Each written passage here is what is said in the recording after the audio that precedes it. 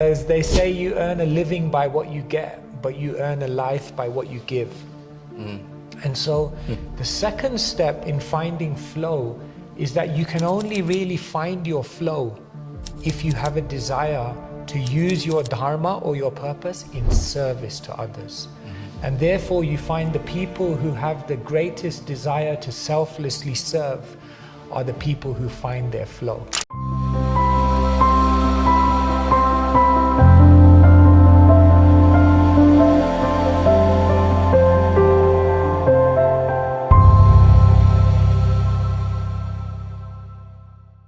Welcome to the Beyond podcast. I'm your host Advaita, and I'm super thrilled to have Keshava Swami with us today.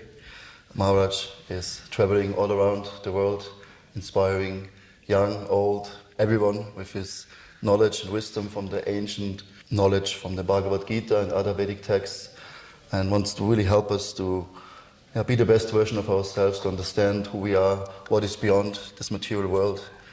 And for myself, I see you as my mentor. I listen to all your lectures and read your books.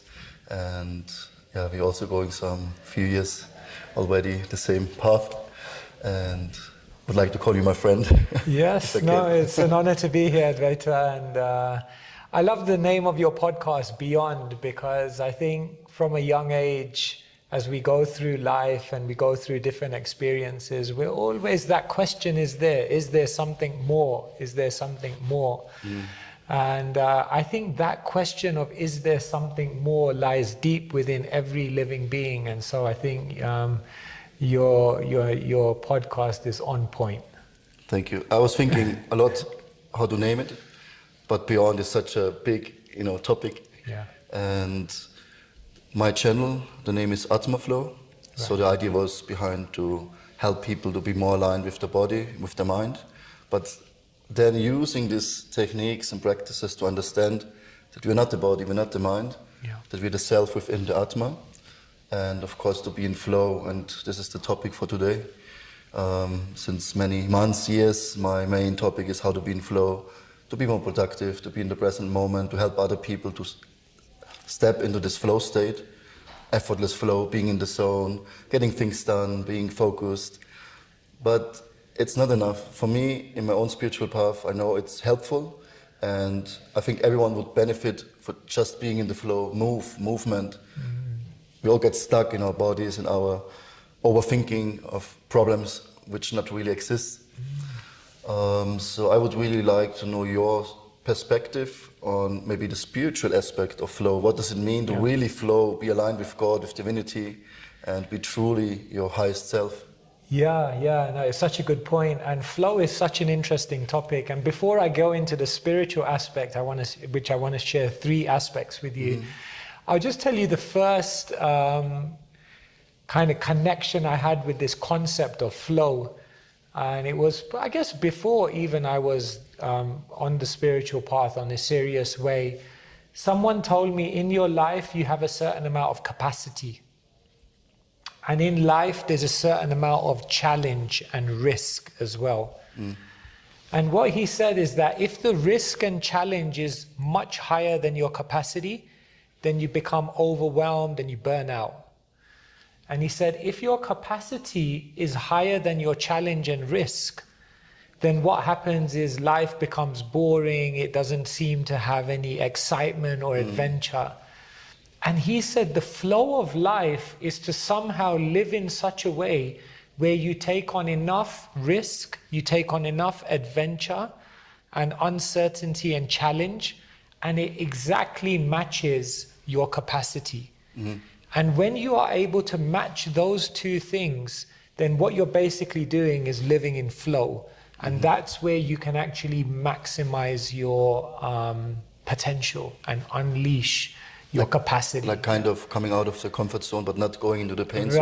Right. Yeah, there's this whole concept of the comfort zone, the crisis zone, but in the middle there's that stretch zone. Even in the world today, they talk about eustress, which is a healthy amount of stress, so that, I guess that's just the material kind of concept of flow, but still I think it's useful. There is 4 principles of flow, and one of the principles is the balance. To have a goal, not too high, not too low, that you have a little bit of challenge, but something you know you can also reach. Right. And the one is focus, that you're really focused in the moment, to have a goal, a vision, clear intention what I want. Yeah. And the other one was to get feedback, that you have some realization or you feel something, or somebody comes, hey, you're doing a great job. Right. And this is the four main principles to be in flow. Okay, I see. Yeah. Interesting. So it aligns with what you said.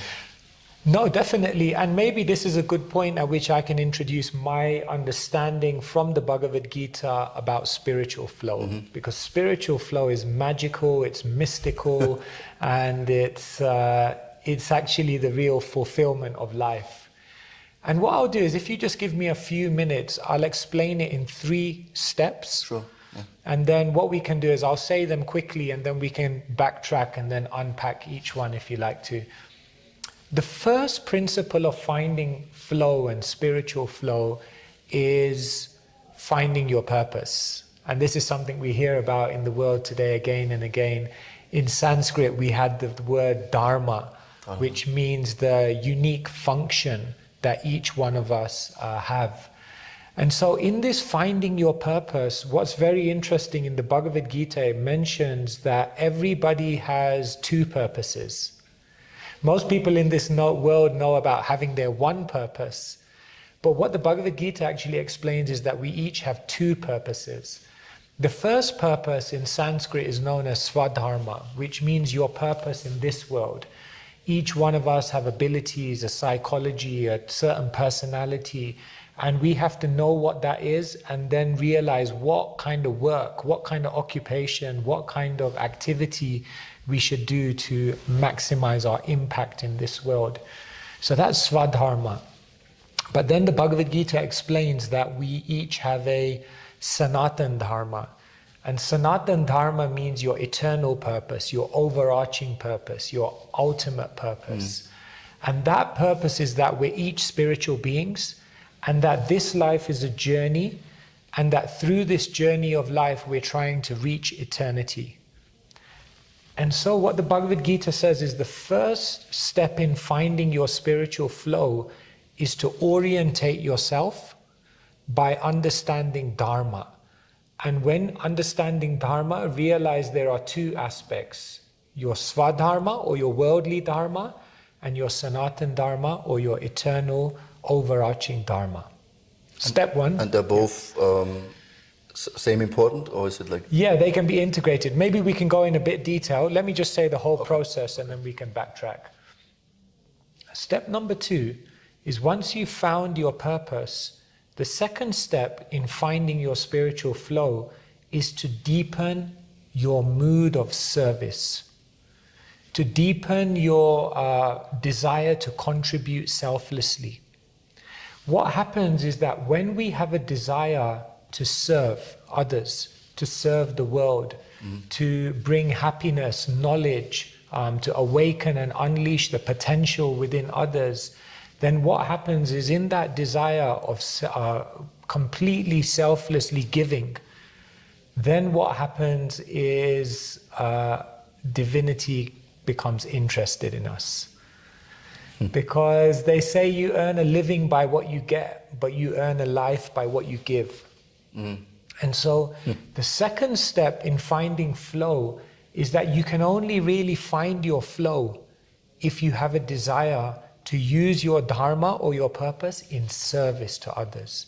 And therefore you find the people who have the greatest desire to selflessly serve are the people who find their flow. That's true. So the second thing I tell people is deepen your selflessness. And then the third thing is I tell people in spiritual flow is align with the divine. Like that. So once you've found your purpose and once you've deepened your mood of selflessness, then what happens is divinity gets interested in us.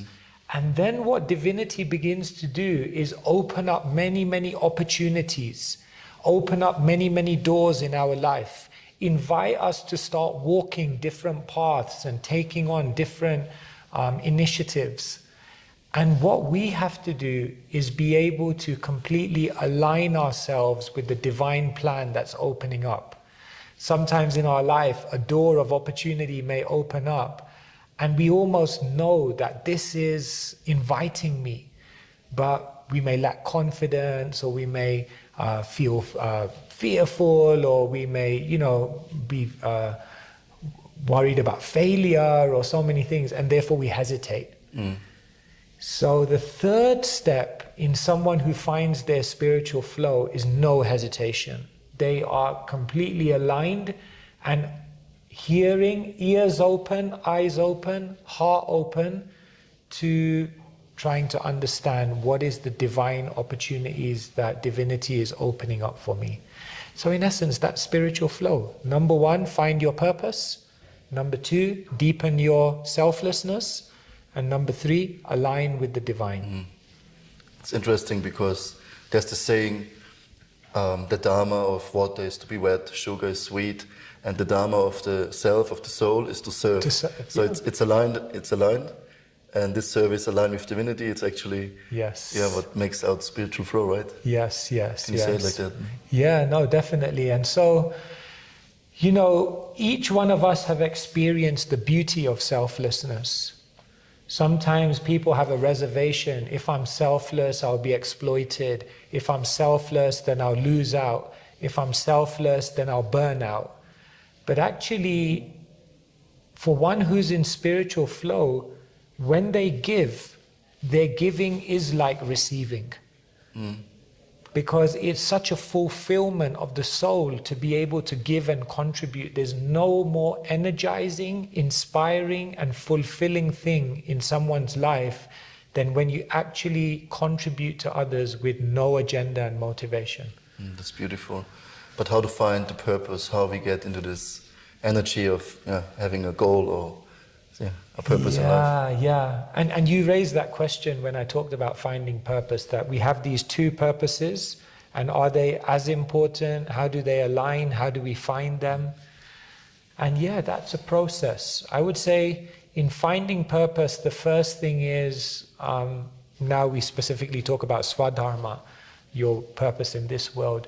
I would say the first thing is deeply reflect on your personality. What are the times in life when you feel inspired? What are the times in life when you lose track of time? What are the times in life when you feel you're willing to take on any challenge to do this thing? When you ask yourself these questions, then what you'll begin to understand is the activities that are most resonant with you. So the first thing I tell people is analyze your personality. The second thing I tell people is have mentors, have guides, have people who can give you a perspective of your capacity which is outside of your own perception, because they can often see things that we may miss. Yeah, true. And then the third thing I say is, when you want to find your dharma, a lot of it is just going out there in the world and trying things out. You don't find your dharma just sometimes in your head. You have to get out there on the field, try different things. One thing leads to another, leads to another, leads to another. And if you're conscientious, then eventually through attempts, you'll actually gravitate towards your dharma. So finding your swadharma, analyze, ask, and attempt. And this aligns with me, with my own practice. Yeah. But I'm thinking it makes sense and it sounds good, but what is the practice, or maybe you have some procedures, some techniques. What can we do in our daily life to improve flow? So so I would say the first thing is finding dharma is an ongoing process. So I would say always investing time. What I do is every year not only every year, actually every few months, I really sit down and look at whether I need to realign in my life, do any course correction, whether I'm actually living in line with my dharma, whether there's new aspects of my personality which I feel need expression. So I think the first thing in that number one step is just always keep an eye on asking yourself, have I fully understood my purpose? Am I living my purpose? And what more can I be doing to bring meaning to my purpose? And then the second thing in terms of deepening your selflessness, which I said the second principle was, I think it's just about filling our life with more acts of kindness and selflessness. Sometimes people think to be selfless or to give charity or to do something that's not for you, you need a specific time or specific day in the week, or you need to. But actually what can happen is through our life, in any given situation, we can begin to act as a selfless instrument to bring positivity and to bring power to others in that situation. And so for the second principle, I encourage everyone, in every situation, just think about how you can be a contributor here. If someone's having a problem, you can become a contributor by just sitting there and giving them your ears for them to share. If you're a leader, you can become a contributor by empowering everyone under you. If you're a teacher, you can become a contributor in that situation by asking yourself, how can I speak in such a way that will give my students the most knowledge so that they can go on and be successful in their lives?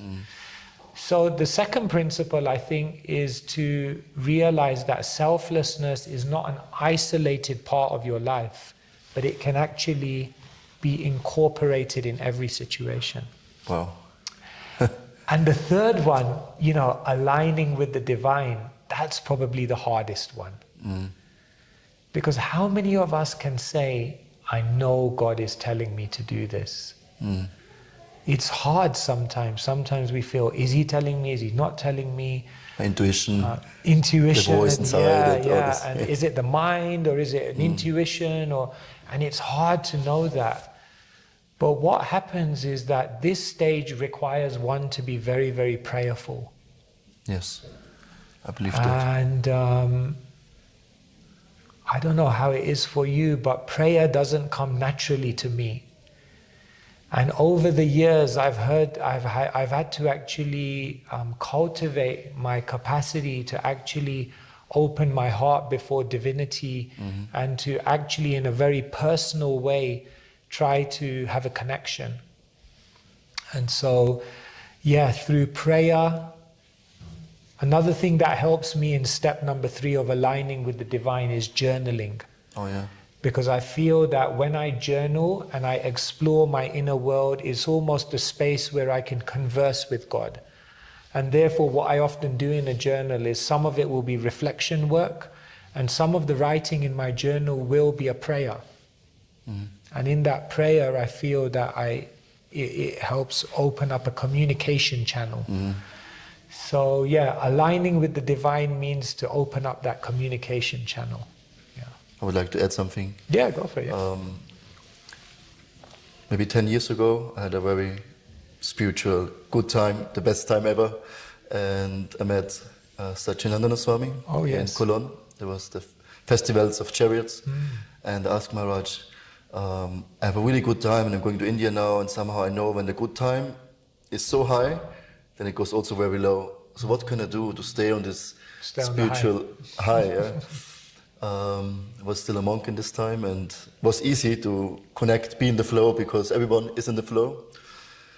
So what Maharaj said was, you have to pray every day. You brush your teeth, you eat, and you take care of your health, your meditation practice, you read, and you have to pray. Wow. This is so essential. And after he said that, I implemented maybe for 1-2 years. And in all my classes, I talked about praying. And sometimes I ask my friends, did you pray today? And we encouraged each other. It stopped somehow. But it was very deep to really every day go to the Lord, silent meditation, or you speak out loud. And just tell what is in your mind. Of course, the divine God knows already what's inside, but to express it. And then all of a sudden you feel something is changing inside of you.